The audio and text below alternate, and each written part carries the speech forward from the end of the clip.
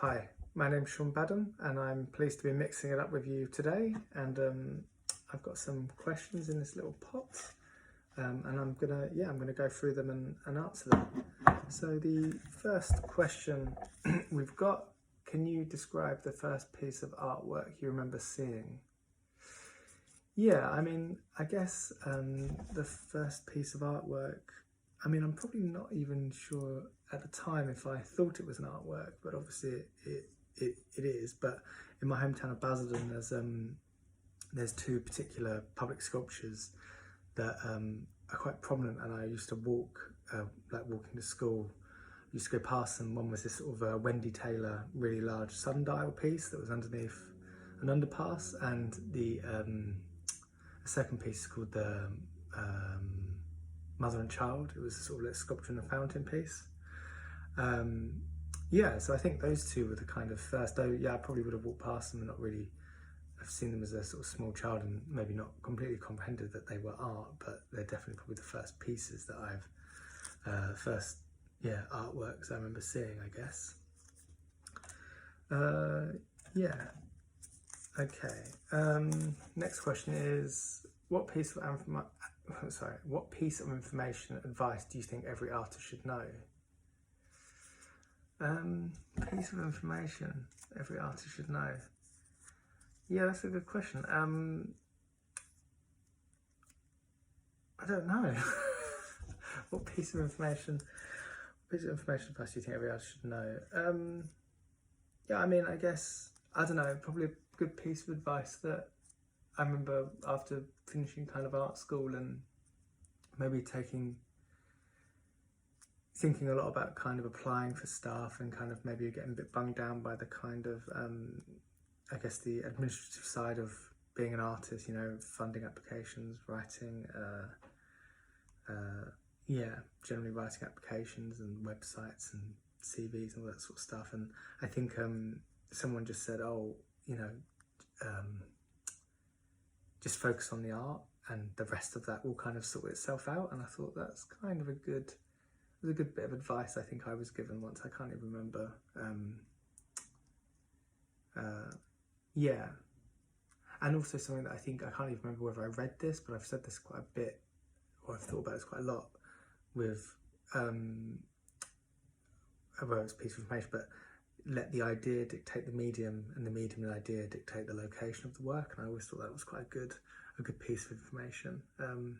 Yeah, I'm not sure if I think those two are things that were helpful to me, so maybe they might be useful for someone else. Who do you go to when you need help, advice? I'm currently sat in my studio in the old Waterworks, which is in Westcliff-on-Sea in South Essex, and we've got 15 studio holders here, and so we're quite a small group, and we're all kind of very close.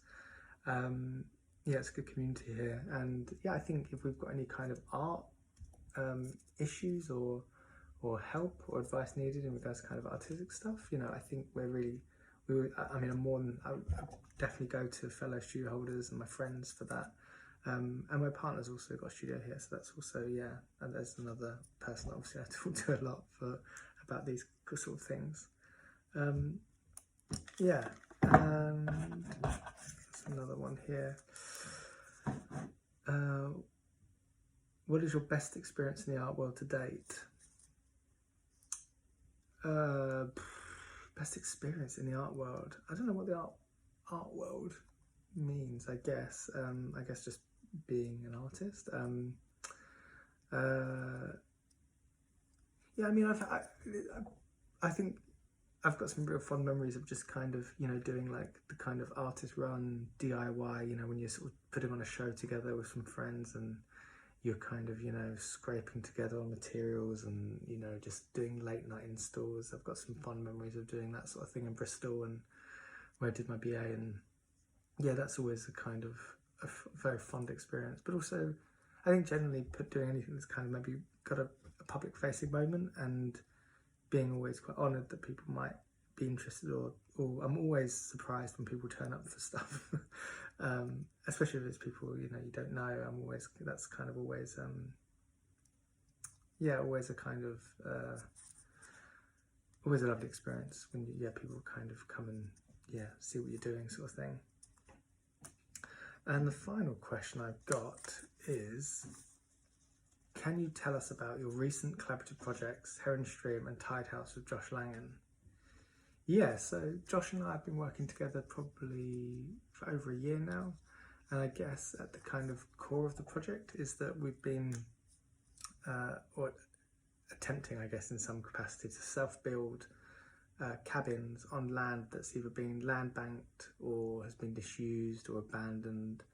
And we've done 2 so far. Well, yeah, the first one, Tide House times Strawberry Concord, was on the land of an old historic mill that's been land banked by this kind of big sort of London corporation.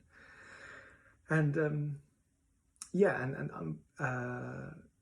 and the most recent one is called Heron Stream times Strawberry Concord, and that's on a piece of land that's kind of been kind of fly tipped and abandoned. It sits between kind of an A road and a power substation and a river and a railway tracks. So it's kind of an interesting little island of land. But yeah, we've been building these cabins using kind of salvaged, reclaimed materials, and we both document the process. So I've got a digital head camera, and I capture the kind of process of building the cabins. It's very much through my eyes and through my hands, and the videos are in chronological order. The videos are kind of edited, and so it's in chronological order of it being, being built.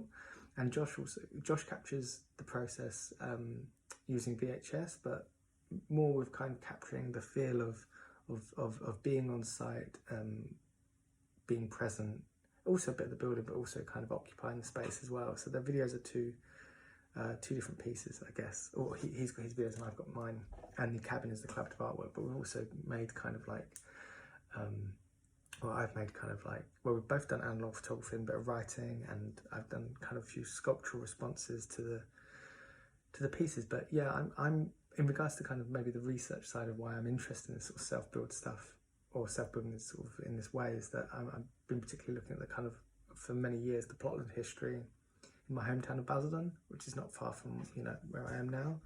And there was a really interesting kind of back to land, self-build, DIY community across the UK, but particularly I'm particularly interested in the Basildon area, that after the agricultural depression, late 1800s, bought freehold land and built freely on them, and were very resourceful, and built this kind of arrays of kind of shelters, cabins, bungalows. It was kind of amazing.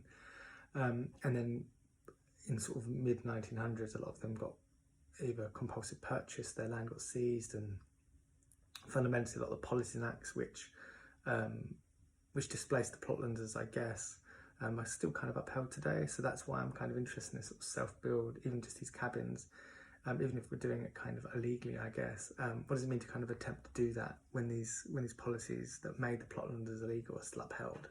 So and that is that's me, and that is all the questions done in my really dirty pot.